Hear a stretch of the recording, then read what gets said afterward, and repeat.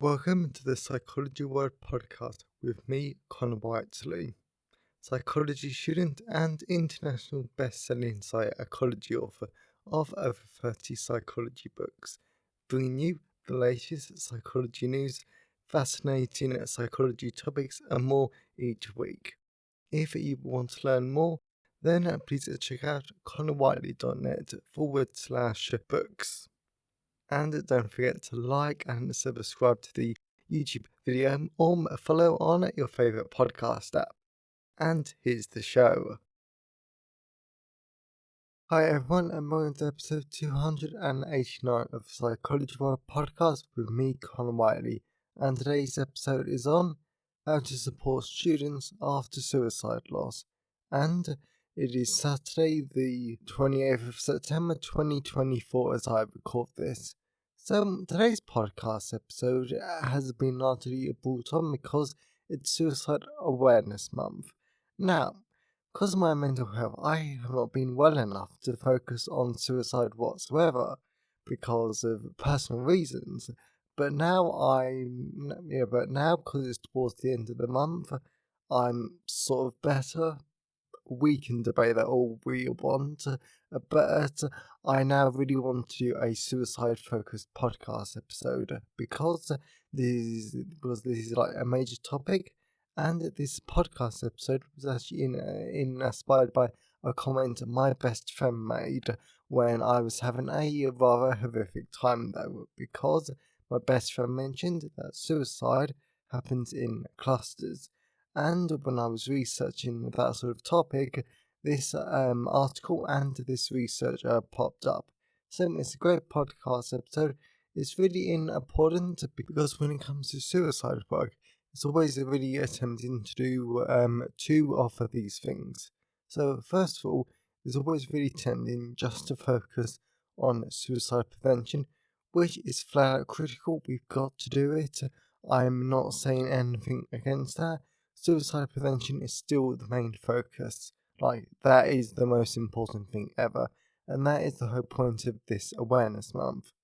However, when a suicide does sadly happen, which in the ideal world it shouldn't, then what needs to happen is something called a postvention which is where you work with other people, just to help protect the surviving community, and you help minimize the pain and the suffering they're experiencing, which in turn decreases their vulnerability to suicide itself.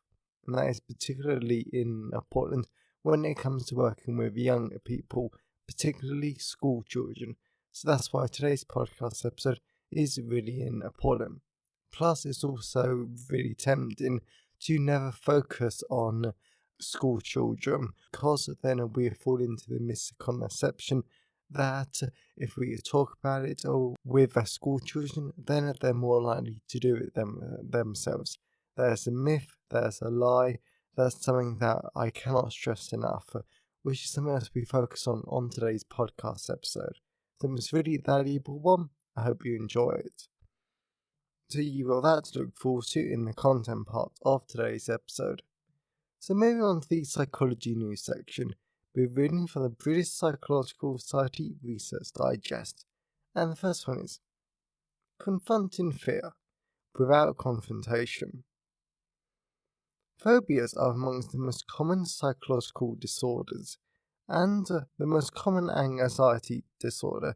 An estimated 6% of the population suffer from full-blown arachnophobia. For example, whilst 1 in 10 people in the UK are affected by claustrophobia at some point in their lives.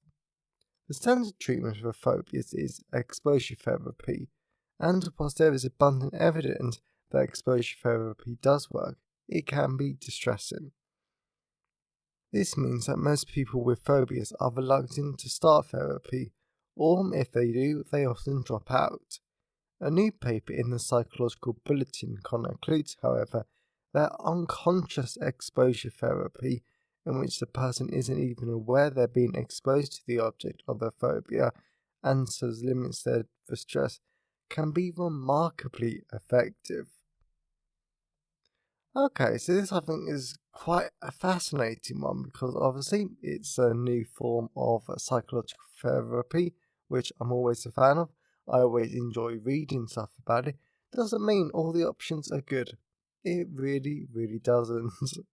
Like, seriously, some of them are just no. How can this even be published in the first place? So I think it's quite interesting the idea that unconscious exposure therapy, of course, I would like to say that the unconscious, as Freud describes it, probably doesn't exist, even though it's a brilliant psychoeducation tool and it's quite a good way to explain how the mind works to people who don't study psychology.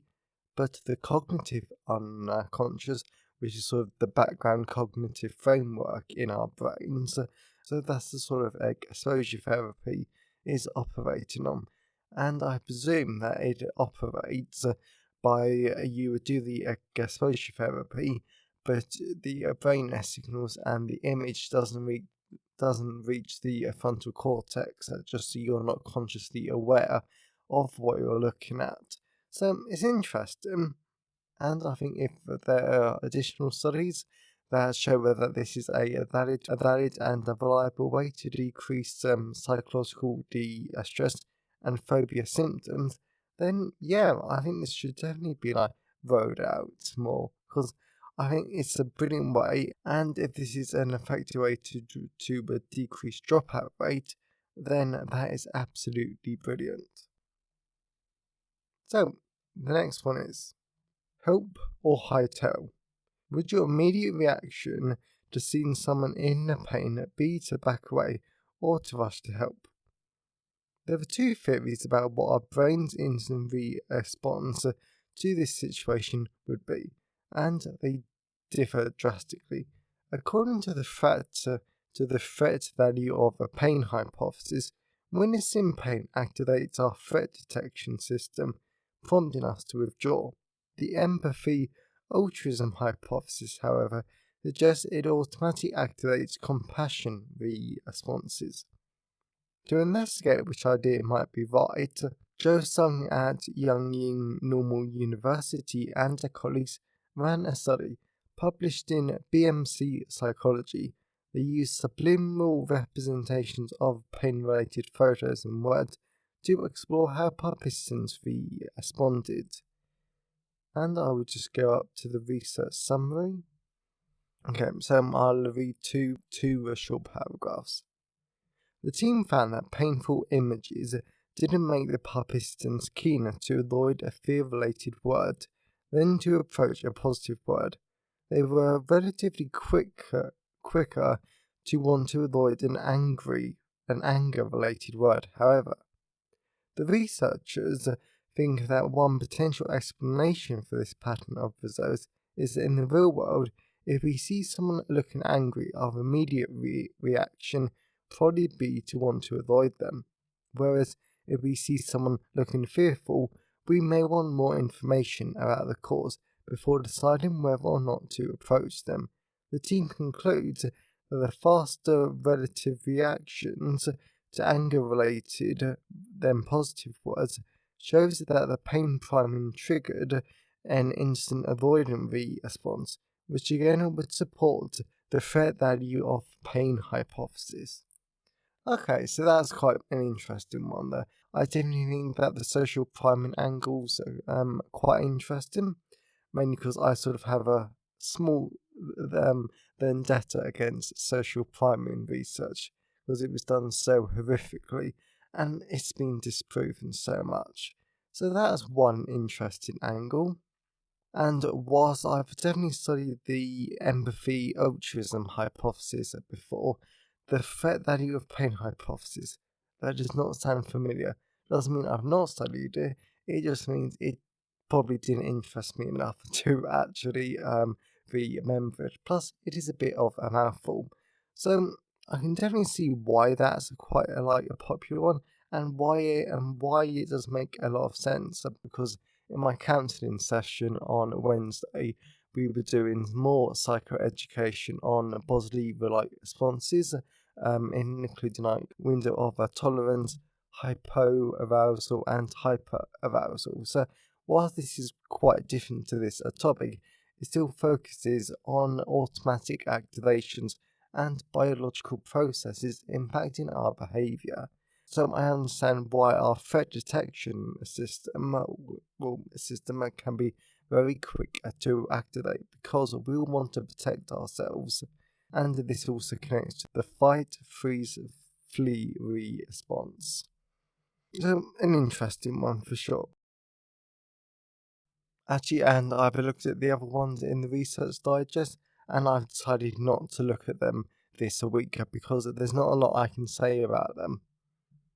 So I really hope you enjoy the psychology news section. So let's move on to the personal update. So moving on to the personal update. So there isn't that much that I actually want to talk about in this personal update because there's still a lot of stuff going on, and there's also a lot of personal stuff.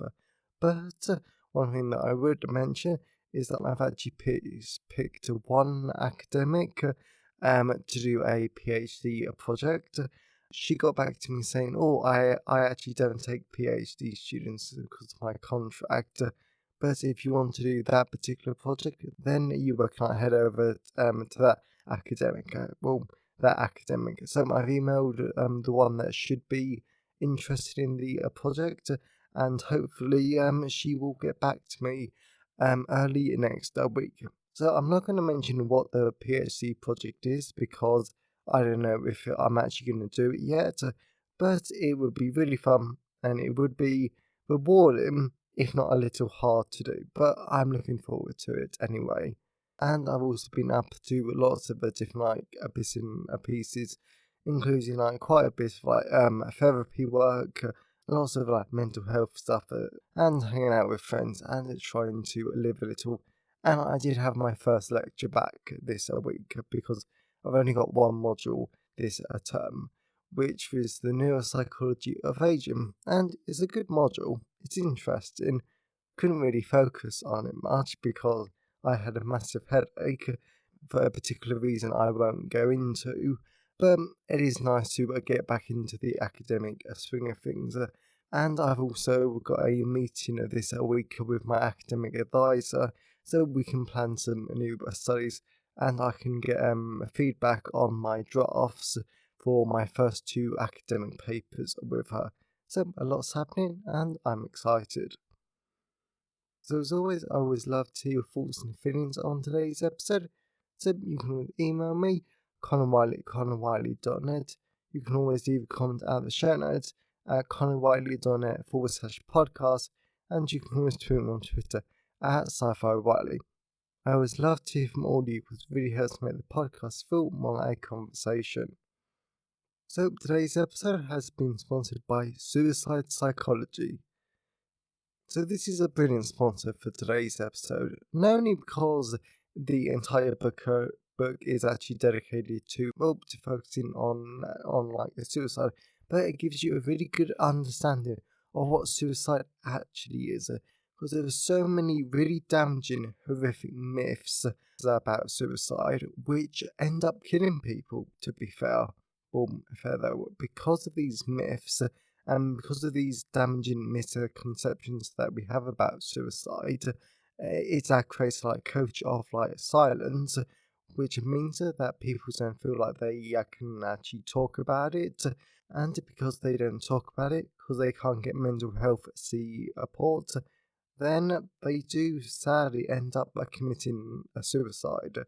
So these myths are the problem, basically. And then we also talk about suicide from a social, biological, and a neurological point of view, because there are some chapters on the neuropsychology of suicide, and there's lots of other really brilliant chapters that I flat out loved researching and writing about. So if you're interested in suicide whatsoever, definitely check out this really brilliant, easy to understand and engaging book. So there's Suicide Psychology, available from all major ebook retailers, and you can get the paperback and the hardback version from Amazon, your local bookstore, or local library if you request it. And you can also get the audiobook version narrated by artificial intelligence from selected audiobook retailers like Spotify, Google Play, Kobo, and Barnes & Noble, and selected library systems, for example, Biblioteca, Overdrive, and Baker & Taylor. So, whilst buying books helps to support the creation and the editing of the podcast, my time is sponsored by my wonderful patrons. And as always, a massive thank you to my patrons because your support shows that you like the show and you want it to continue. So if you wanted to become part of the Patreon community and get access to tons of great rewards, now you can at patreon.com/The Psychology World Podcast. Or if you wanted to support the podcast on a one-off basis, now you can at buymeacoffee.com/Connor Whiteley. So that's enough for the personal update. Let's move on to the content part of today's episode. So we're moving on to the content part of today's episode. So we're going to be talking about how to support students after suicide loss. It's a great podcast episode that I really do recommend. So let's dive into it. Why is it important to support students after suicide loss? Whenever people learn that someone that they know has committed suicide, they're filled with grief, confusion, as well as utter shock. And this is even more intense for younger people, typically leading a day transforming from a normal, ordinary day into one that could change and mark their lives forever. So we need to look after younger people. Since if we don't look after young people following a suicide loss, then we risk their stories and lives becoming shaped by risk and not towards a life of healing after this tragic loss. Furthermore, we need to remember that for younger people, their schools and universities, to be honest, are social hubs where they meet and see their friends, laugh and make great plans for the future, even if it is only going to the cinema at the weekend or planning to play online video games together later that night. This is why schools are critical for what's known as suicide postvention. These are organised efforts that happen after a suicide to promote healing within a community, limit the suffering of those in the community, and prevent additional suicide. This links back to what I said earlier about suicides can happen in clusters, especially amongst children and younger people. In addition, an online article by Anna Mert, updated in 2019, explains how a young person's vulnerability to suicide increases after one of their friends either died or attempted suicide. In other words, without postvention support, suicides can increase within the community. Unfortunately, a lot of schools don't follow best practices, and they don't always have a good, effective plan in place. How to support students after suicide loss? Give students time and space to heal. Given how tragic, confusing and shocking a suicide loss can be for school community, it's important that schools understand just how painful these events can be for children, as well as teenagers need time to grieve what has happened, because without that time they cannot begin to heal in the slightest. Furthermore, whilst a lot of schools will want to get back to normal as soon as possible, because they might strongly believe that this is what's best for the students, and their grades and their schools fund them, this typically isn't helpful, since some students will find normal comforting because it will give them structure and routine, but other younger people will find this approach very painful, and like the person who died by suicide just didn't matter, all because the school's world just marches on like nothing happened. Personally, I understand this because this is something that my best friend was saying to me that if I killed myself, their world would be changed completely, and they would be in so much pain and would be very independent. So there would be a massive hole in their life if I wasn't about.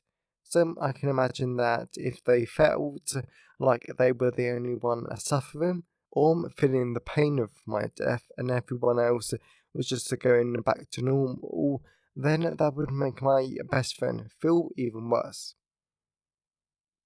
As a result, one aspect of a suicide postvention within schools can be about seating plans, since whilst empty chairs can be haunting in the classroom, you don't want to fill that seat too quickly, because it feels like you're erasing their memory. Therefore, in an effort to limit the pain experienced by young people when it comes to seating plans, is to simply collaborate with a student to design a brief but respectful ceremony to acknowledge the rearrangement of the seating plan. That way, you will get rid of the haunting empty chair without the younger people feeling that you're dismissing or erasing the dead friend or peer too quickly. This ceremony can be even more important if a crisis or school counsellor is present, because this can be turned into an important opportunity to identify students who need additional mental health support. As well as we need to acknowledge that teachers will be struggling here too, because they will be grieving. So the school's crisis team should be prepared to lead this ceremony if needed. And I get this point, was I had a horrific mental health crisis last night at the time of writing, and something I mentioned to my best friend was how badly my outreach department needs me at times, and they would be lost without me. Therefore, if I did kill myself, which I wouldn't, the entire outreach department at my university would be grieving, because I've worked with them for so many years and I'm an important member of the team, as well as the staff in the School of Psychology would be grieving because they all know me, enjoy talking to me, and I would be missed. Schools should talk to their young people about suicide. So, over the past few years, largely because of my own mental health, I've done a lot of reading on suicide and its associated research. And one of the most consistent suicide myths is that talking to people about suicide will increase suicide risk. It will not, even with young people. O'Connor, 2003, 2023, Joyner, 2010.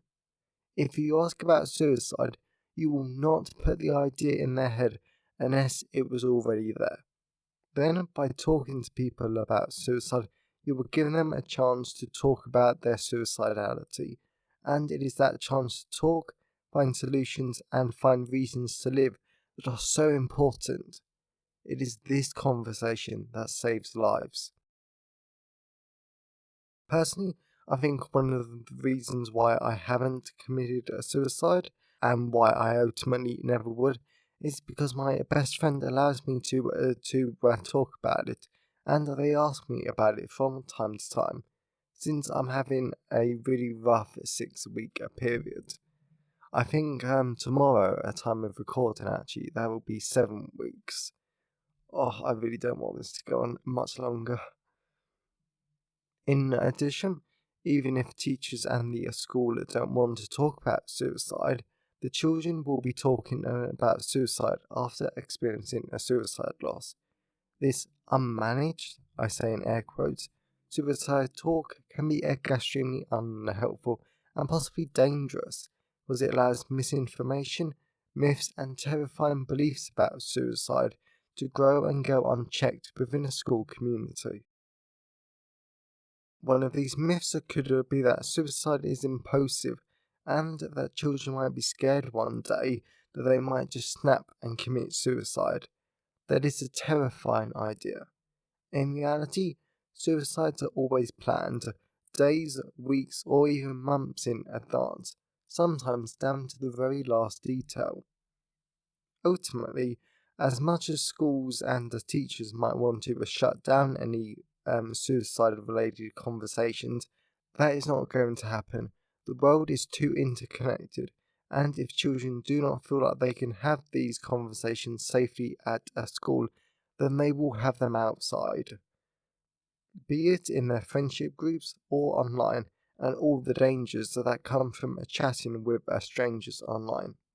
As well as Albany and all 2020 demonstrated that if we shut down these conversations, then adults risk alienating young people, increasing the confusion and emotional pain they experience, and we could increase their vulnerability to suicidality. That is the exact opposite of what we want. Schools need to focus on authentically caring for students. So, words are extremely powerful during a mental health crisis, and during postvention work, what a school or mental health professional says to young people has a massive impact on them and their own mental health. As a result, it is highly recommended that whatever schools say to their children, they need to make sure it is authentic, as well as teachers need to be honest and open with their students. Schools need to listen to what the students say they need, and schools absolutely have to take the concerns of their students seriously. Students need to be heard during this extremely painful time. Moreover, there will be times during these hard, emotional, and painful conversations that teachers simply cannot meet the needs of their student, and that will happen at times. Yet it is critical that teachers and the schools help students to understand what their concerns are, so the students know that this inability to meet their needs is not the school not caring for them. That only ends badly. Conclusion: schools need to plan ahead for suicide loss. Absolutely no one wants to think, plan, or even talk about suicide loss. I know that for teachers, lecturers, and school staff, let alone school children themselves, their students are part of their lives. Students are not just numbers on a spreadsheet. They are great people that make teachers smile, laugh, and have thought-provoking and inspiring conversations that will ultimately change lives for the better. Therefore, the very thought of one of these brilliant students, even if they're shy and quiet in the back of the classroom, or loud, disruptive, and annoying, I say in air quotes, could be lost to suicide, that is too much for any teacher to bear. This thinking is a mistake. Due to the best way we have it to make sure that students are supported in suicide postvention work, so students have an authentically caring experience, is to plan ahead. If you want to find out more about how to do this planning, then you might want to draw in that inspiration from the American Foundation for Suicide Prevention's After a Suicide, a toolkit for schools, and a book called Suicide in Schools. Both resources contain valuable guidelines on dealing with school suicide loss.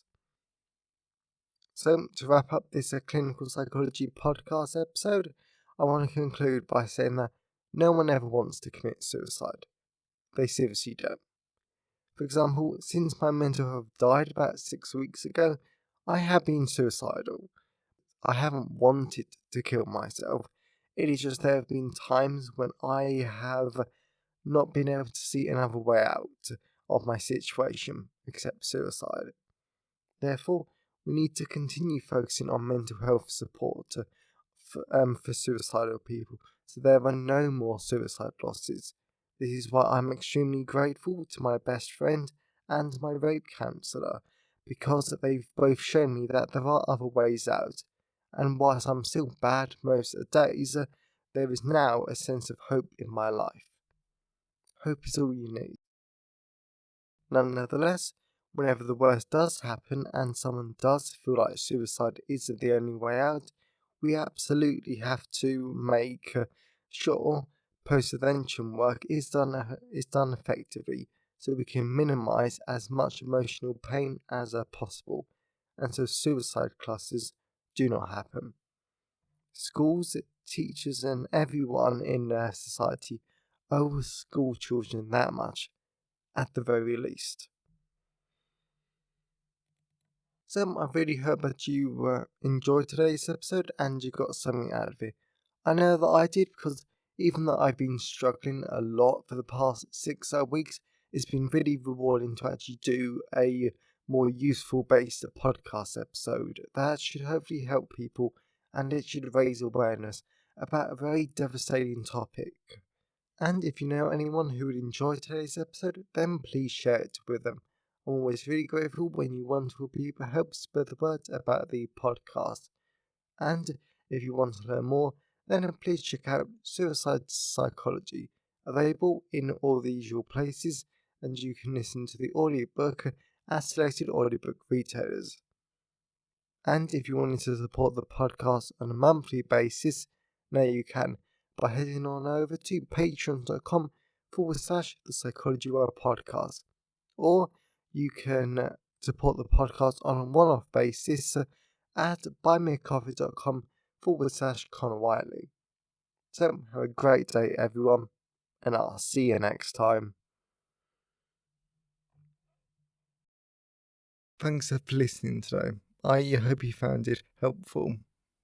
Please remember to like the video and subscribe to the YouTube channel, and follow the podcast on your favourite podcast app. And if you wanted to learn more, then please check out the backlist of the podcast episodes or my books at conwiley.net. So have a great day, and I'll see you next time.